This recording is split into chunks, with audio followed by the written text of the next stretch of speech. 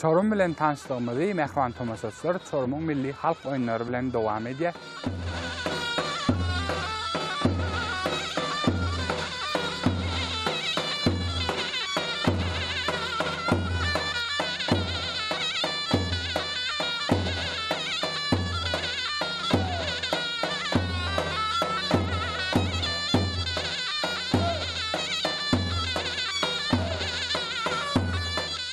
Täzer toporun agdaları bilen şu Çorum'a mahsus olan halk oyunları arada gurulmuşy bolar. Men adım Hüseyin Özdemir.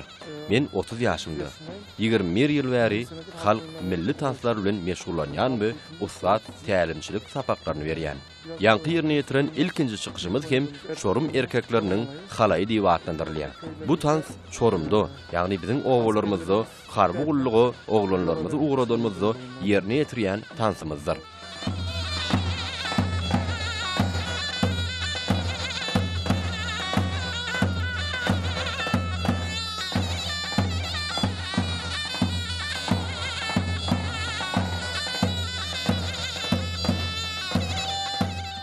İkinci oynadığımız bayanın ortaya gelmesiyle İkinci ýerine ýetiren çykyşymyzda bolsa, päk söýgüýüniň duýugy hereketleri görkezilýär.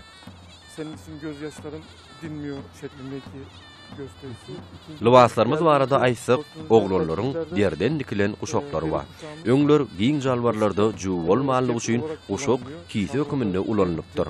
Geyimlerimizde Çorum'a mahsus nagşlar ulanylýar. Mysal üçin ýeňsizlerimizde bolşýary. Ayakkabılarımız bolsa biz şarşen we ayakkabı diýip atlandyrýas. Ol hem Çorum halkyna mahsus ayakkabıdyr. Zenalarymyzyň milli libaslary barada aýsak, ilki bilen böwrükden başlamak isleýän. Böwrükdäki sary, şal renkler geýen adamyň maddi ýagdaýynyň alamaty.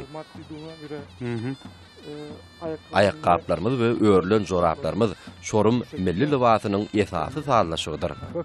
Siz hem köp sag bolun. Çorumumyza hoş geldiňiz. Bu tanışdyryş işiňiz üçin size ýene bir gezek köp sag bolsun aýdýan.